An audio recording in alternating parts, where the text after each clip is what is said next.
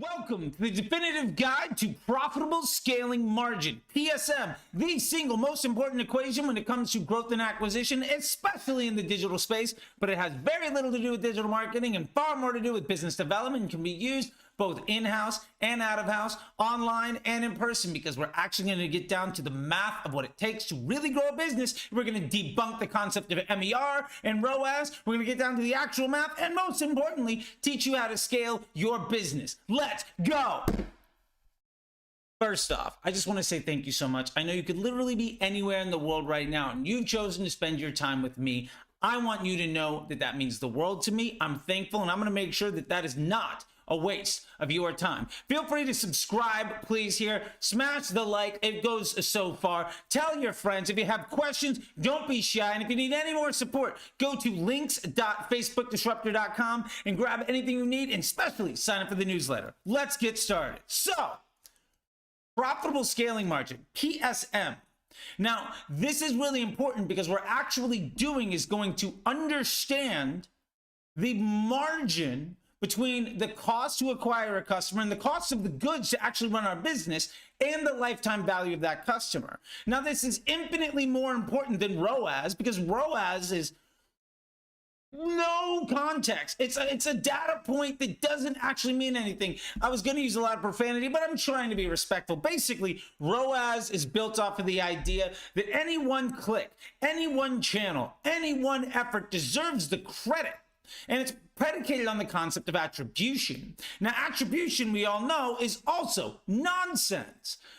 For instance, if you were to go and buy a car today, is it because of that car salesman? Or is it because of every TV commercial, every friend that you've seen, every billboard that's been going thing, everywhere that you've been, every car that you've seen on the road? No, there's a lot that goes into the reason that you make the purchasing decisions that you do. And very rarely, especially when it comes to Facebook ads, is it the very last thing you actually click on. Last click attribution, what we call bottom up attribution, or the concept of attribution in general in digital marketing, is a sales pitch that was developed over 30 years ago by vendors trying to convince people to come advertise online back when that was a crazy idea. Now, the point of that is to say, you made a sale because of work I did. I deserve the credit.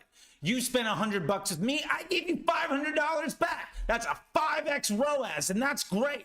However, that doesn't actually take into account much of anything when we start to focus in on real business metrics. For instance, you got me a 5x ROAS. Great. How many of those people also opened an email and clicked on it today? And how many of those people did a Google search? If we have a 7-day or 30-day attribution window, how many other touch points are getting credit for that sale? Now, not only is that the case, but how much does the product cost? So, for instance, if the product costs $150 to make and you sold 5 of them at $100 for the $100 sale, so that's $20 CPA, $150 to make, well, that we're still doing well. But if email says they made 4 sales and Google says they made more, now you're trying to chase down, well, who gets credit for what? And ultimately, you might have actually spent $400 to make all of those products. And that effectively means that you lost a lot of money to get a really nice ROAS. Let me give you the most extreme version of a ROAS where I was able to drive over 250x ROAS with Facebook ads. I was on the very initial drop of the lead gen ad unit. I was one of the very first people to do it. And we did it with Nissan cars. And the idea was, let me do a test drive. So if I can put your butt in a car and you test drive it, you might buy that car. Well, odds are that you actually did. And the math came back that 1 out of 2 people that signed up for a lead actually bought a car. Now, the amazing thing is we're basically saying, well, it costs $50 to get signed up for a lead. 1 out of 2 of them delivered a sale. So it cost me $100 to sell a car. That average car price was $25,000. Oh my God.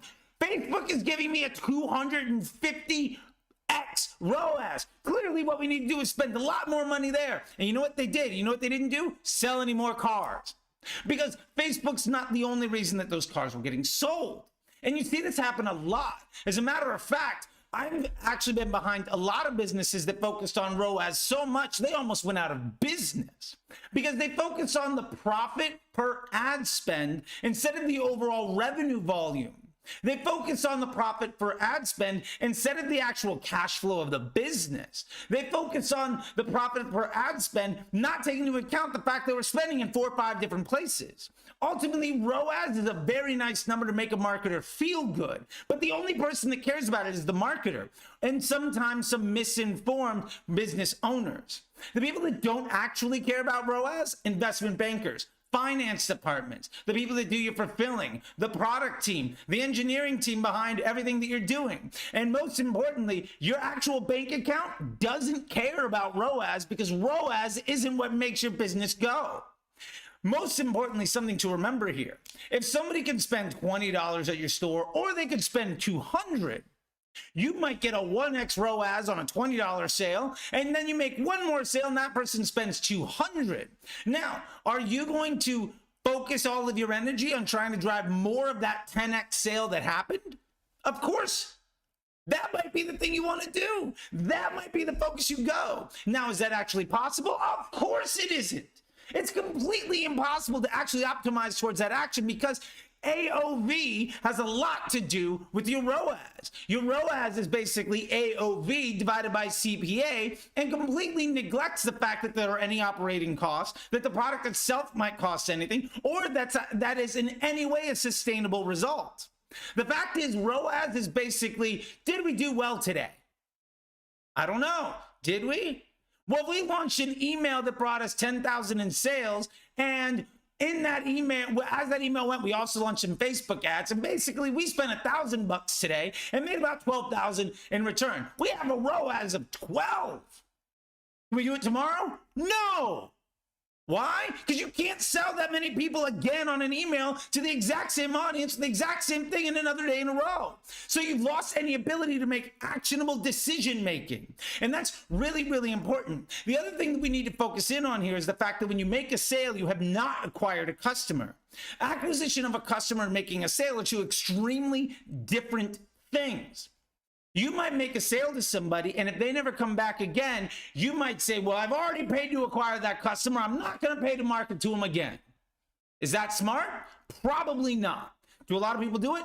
Absolutely. Why? Because they've been poorly trained or lied to by marketers that are really trying to focus on ROAS, where they're saying, well, we're not going to steal your ROAS, we're just going to acquire new customers, and then they can go after it with search, and then go after it with email, and they can go after it in many other ways to try to bring you incremental business. But do you care about incremental business, or do you care about cash flow and the growth of your business? Do you want to struggle to get 10 new customers a day or make 10% more money every week? Those are two very different conversations. One of them is going to make you feel good and make your marketers sing their own praises. The other one's actually going to focus you towards an exit, which is probably why you started the business in the first place. And if it isn't, it's something you should really be looking to. So remember, kids, when we're looking at all of the data, ROAS is basically an ego boost for the marketer that is completely irrelevant to anybody actually focusing themselves towards the growth of any business. Because the number one person that doesn't care about ROAS at all is literally anybody looking at the books of the business. Now, I know that that's going to upset some people, and I know it's going to confuse some people. So please feel free to comment, write me back, DM me, email me, ask the question, share this with your friends. And please, if you're still watching on this thing, smash the like, hit subscribe, and share this with your friends because we're about to dive into even more. Now,